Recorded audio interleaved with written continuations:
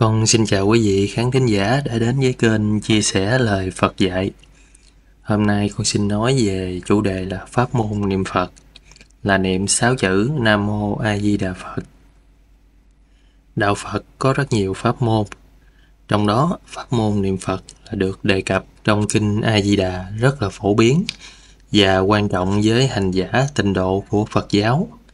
Việc niệm hồng danh Đức Phật tuy rất đơn giản, nhưng cần có sự hiểu đúng khi thực hành và mang lại lợi ích cho người hành giả tu tập.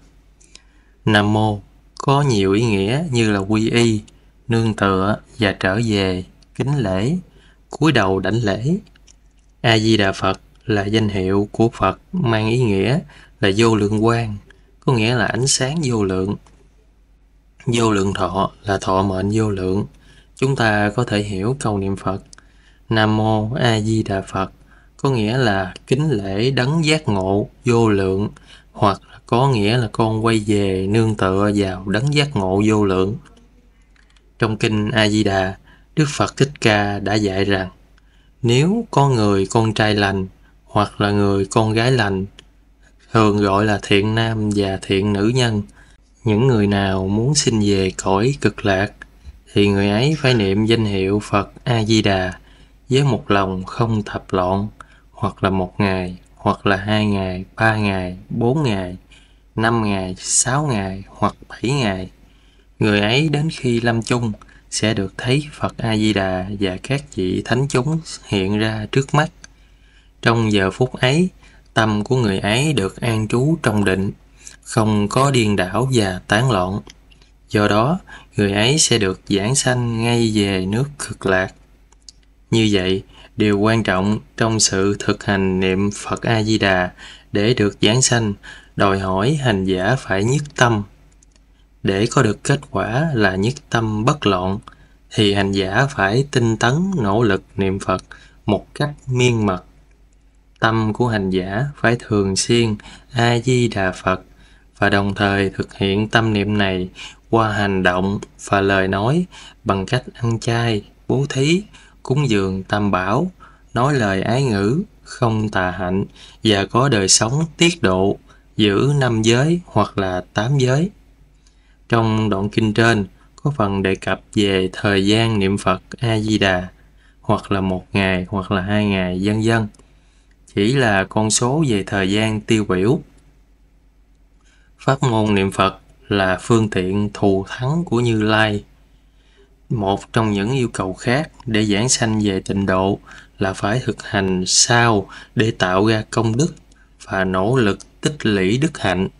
Bởi không đủ thiện căn thì khó có thể giảng sanh về.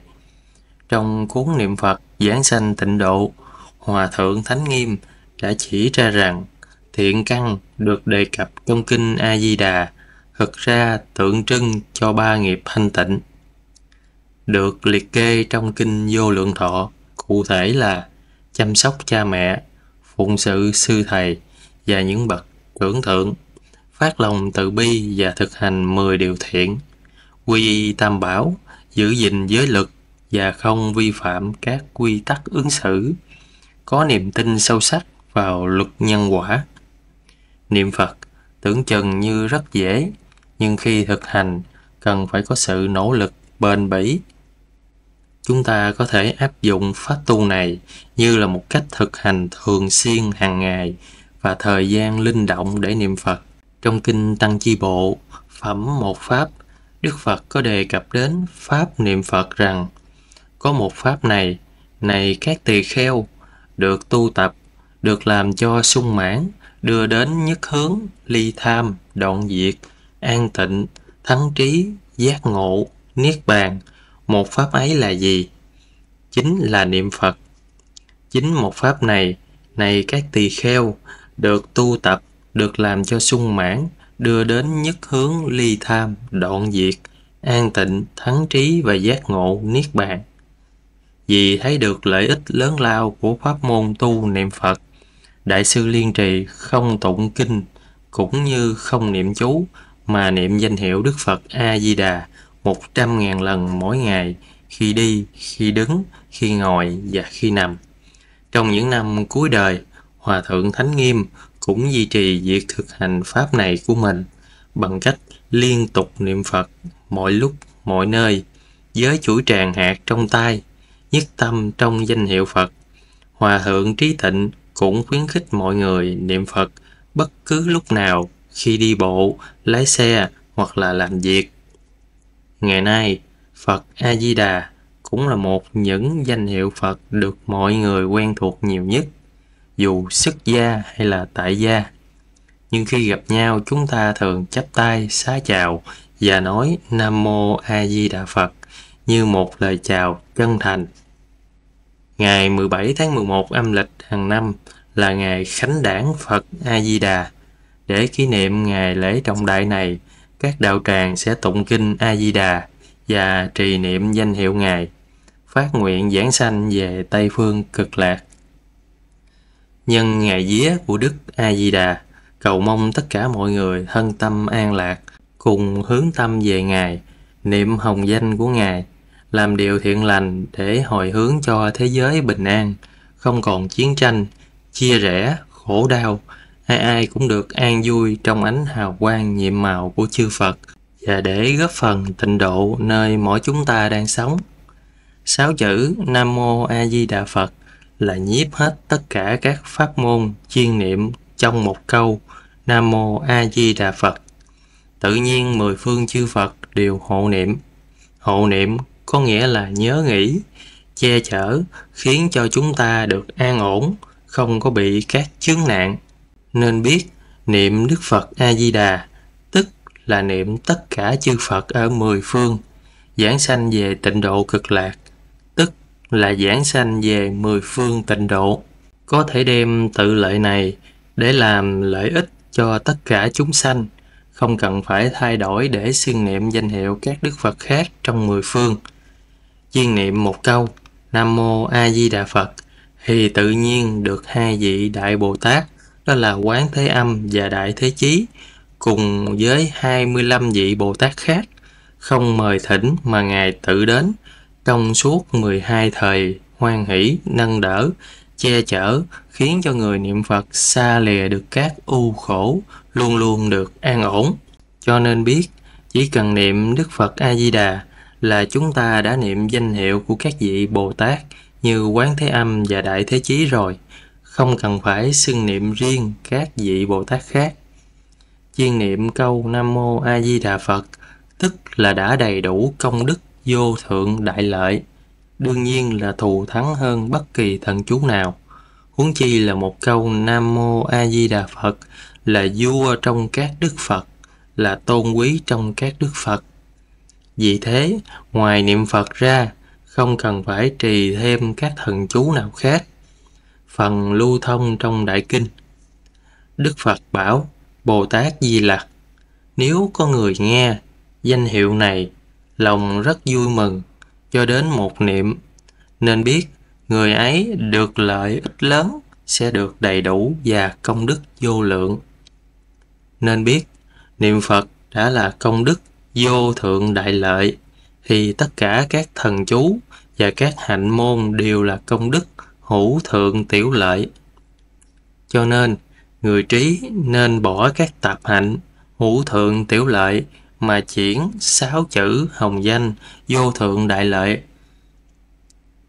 Lại nữa, trong kinh Phật Thiết A Di Đà căn bản, bí mật thần chú nói, danh hiệu Đức Phật A Di Đà đầy đủ công đức vô thượng, bí mật sâu xa, thù thắng vi diệu, vô lượng vô biên, bất khả tư nghị.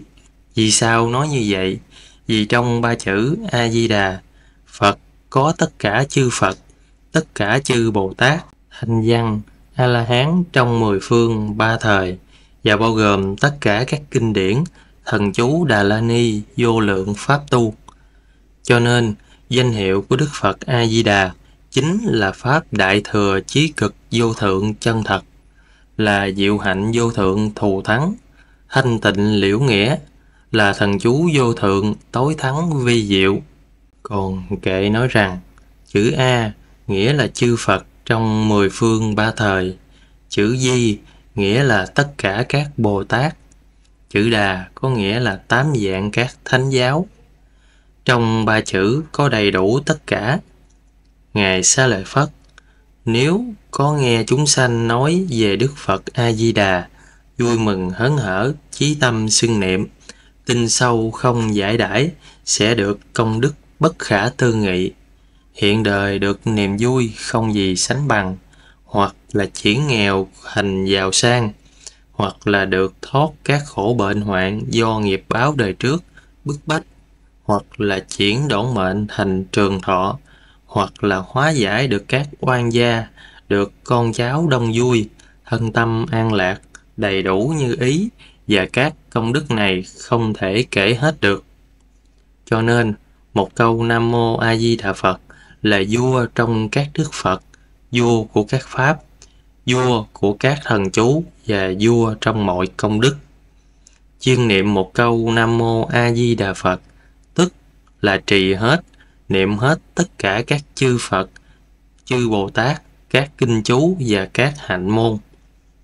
6 chữ Nam Mô A Di Đà Phật nhiếp trọn 8 dạng 40.000 pháp môn, cũng có nghĩa là bao gồm hết 8 giáo, nhiếp trọn 5 tông, hiện đời thân tâm an lạc, khi lâm chung sẽ được giảng sanh về tịnh độ. Bậc cổ đức dạy, một câu Di Đà không niệm khác, chỉ trong phút chốc đến Tây Phương, chỉ cần tam kỳ tu phước huệ, chỉ nương 6 chữ thoát luân hồi. Chẳng lạ một tiếng siêu thập địa, nên biết 6 chữ gồm tam thừa. Nếu người chỉ biết niệm A-di-đà Phật, gọi là thiền vô thượng thậm diệu ba tạng 12 bộ, xin nhường cho người khác ngộ. 8 dạng 40.000 hạnh, xin dành cho người khác tu. Đọc Nam Mô A Di Đà Phật sẽ được nhắc nhở mình làm những điều tốt, hướng về Phật Pháp, hướng về sự giác ngộ. Nam Mô A Di Đà Phật là một câu niệm Phật, niệm danh hiệu Phật. Tụng niệm danh hiệu A Di Đà Phật. Nam Mô Quán Âm Bồ Tát là niệm danh hiệu Đức Quán Thế Âm Bồ Tát. Nam Mô Bổn Sư Thích Ca Mâu Ni Phật là niệm danh hiệu Đức Phật.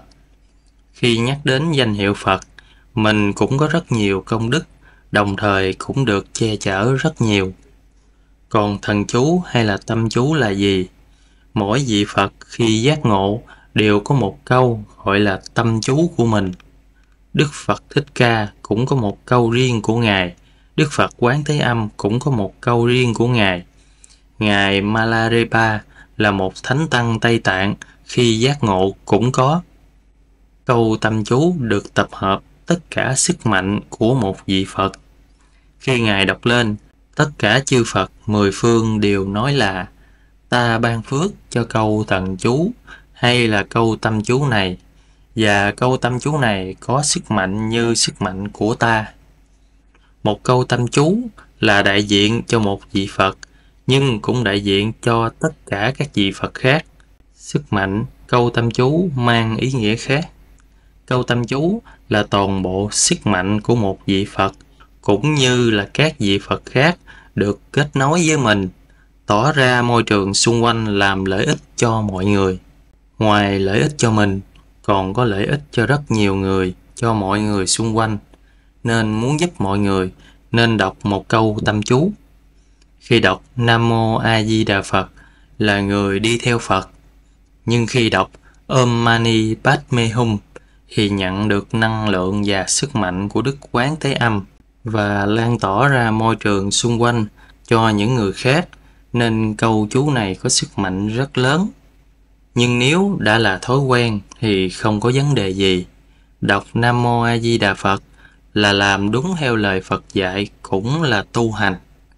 Nếu hiểu Nam Mô là con xin quay về nương tựa vào Phật, thì cũng sẽ làm đúng như lời của Phật dạy, cũng sẽ tìm đến sự giác ngộ. Đây cũng là một cách tu tập tốt. Hai cách này đều tốt, nhưng những người đi vào đời nên đọc Om Mani Padme Hum.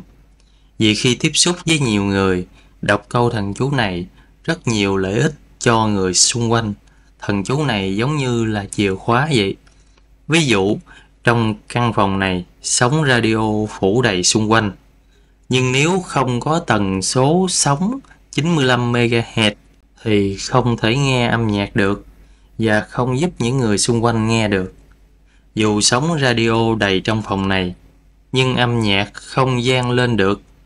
Cũng như vậy, năng lượng của chư Phật có đầy trong vũ trụ, không có chìa khóa để mở ra thì mình cũng không nhận được. Câu thần chú là chìa khóa. Câu thần chú Om Mani Padme Hum là chìa khóa để nhận năng lượng của Đức Quán Thế Âm Bồ Tát, được trích trong Trà Đàm. Hiểu nghiệp mới thành công, tùy duyên nên hạnh phúc. Khai thị của Hòa Thượng Tịnh Không về 6 chữ Nam Mô A Di Đà Phật, dịch sang nghĩa tiếng Hán có nghĩa là quy y vô lượng giác. 6 chữ ấy gồm thâu tất cả các pháp, nắm giữ hết thảy nghĩa. Quả thật như thế, không cần phải nghĩ bàn gì nữa. Nói cách khác, một câu Phật hiệu này là chú ngữ. Không những là chú ngữ mà còn là đại thần chú bậc nhất, đại minh chú bậc nhất, chú vô thượng bậc nhất, chú không gì sánh bằng bậc nhất. Các vị chẳng cần phải học các chú ngữ mật tông nữa. A Di Đà Phật là chú ngữ bậc nhất. Tổ sư Tịnh Độ Tông là ngài cũng chỉ niệm Phật, Phật hiệu đã là chú rồi. Từ tâm kinh, quả thật có thể thấu hiểu một câu A Di Đà Phật, thật sự là đại thần chú chân thật, chẳng dối, là đại minh chú, là vô thượng chú, là chú không gì sánh bằng. Như vậy mới không uổng công niệm tâm kinh. Một bộ Bát Nhã tâm kinh quy về câu Phật hiệu. Niệm kinh Hoa Nghiêm, niệm đến cuối cùng mới thấu hiểu. 10 đại nguyện dương của Phổ Hiền Bồ Tát cũng dẫn về cực lạc. Toàn bộ kinh Hoa Nghiêm quy về một câu Phật hiệu. Câu Phật hiệu này là Đại Phương Quảng Phật Hoa Nghiêm Kinh. Niệm câu Phật hiệu giống như là niệm toàn bộ Đại Phương Quảng Phật Hoa Nghiêm Kinh. Tụng kinh Hoa Nghiêm ngày 8 tiếng, phải tụng nửa tháng mới xong. Một câu Phật hiệu đã bao quát toàn bộ kinh Hoa Nghiêm, chẳng sót một chữ nào. Lẽ nào nó chẳng phải là đại thần chú, là đại minh chú sao? Hiểu rõ được điều này, quý vị mới chết sạch trong lòng những ngóng trông so đo, khiêm hư sát đất, lẽ nào chẳng được giảng sanh. Mỗi ngày niệm câu Nam Mô A Di Đà Phật. Phương pháp này là rất thuận tiện. Trong 8 dạng 40.000 pháp môn, không có pháp nào thuận tiện bằng. Một câu Phật hiệu có thể hàng phục phiền não, đạt đến công phu thành phiến, đới nghiệp giảng sanh. Như Giảng Minh Đại Sư đã nói, dạng người tu thì dạng người về. Mỗi người đều có thể làm được, chỉ sợ quý vị không chịu làm. Đương nhiên là có chướng ngại, chỉ sợ quý vị gặp chướng ngại thì bỏ cuộc. Nếu có thể khởi lên một câu Phật hiệu đè nén phiền não thì chính mình đã đạt đến công phu thành phiến, lợi ích giảng sanh cực lạc của chính mình. Chỉ cần được giảng sanh, đâu sợ hạ phẩm hạ sanh. Điều tốt đẹp nhất là sanh đến Tây Phương cực lạc thế giới, là thọ mạng vô lượng. Dẫu thành Phật, mất 3 đại A Tăng kỳ kiếp, nhưng chẳng thấm vào đâu so với thọ mạng vô lượng. Hễ sanh về Tây Phương, chắc chắn thành Phật trong một đời. Mỗi ngày cứ niệm một câu Nam Mô A Di Đà Phật. Phương pháp này rất là thuận tiện. Trong 8 dạng 40.000 pháp môn, không có pháp nào thuận tiện bằng. Ở thời mạt pháp này, pháp môn này là hữu hiệu nhất. Pháp này chẳng duyên đốn thì pháp nào mới là duyên đốn. Khi được giảng sanh rồi, mình mới có cơ hội thấy được cha mẹ nhiều đời nhiều kiếp, biết họ hiện tại đang là ai, ở cõi nước nào, để mình tạo ra nhân duyên, độ họ, giúp họ giảng sanh về cực lạc. Đó là công đức vô lượng của việc báo hiếu. Mình có thể giúp cho rất nhiều người, không chỉ cha mẹ mình nhiều đời nhiều kiếp, mà còn là có thể giúp anh chị em, thân bằng quyến thuộc, những người có ơn với ta và những quan gia trái chủ của ta, hoặc là những chúng sinh khác đã từng gieo duyên với ta, để họ sớm giác ngộ, đó mới là công đức viên mãn. Nam mô Bổn Sư Thích Ca Mâu Ni Phật. Nam mô A Di Đà Phật. Con cảm ơn quý vị đã nghe bài pháp về pháp môn niệm Phật 6 chữ Nam mô A Di Đà Phật. Nguyện cho quý vị sớm đồng thành Phật đạo.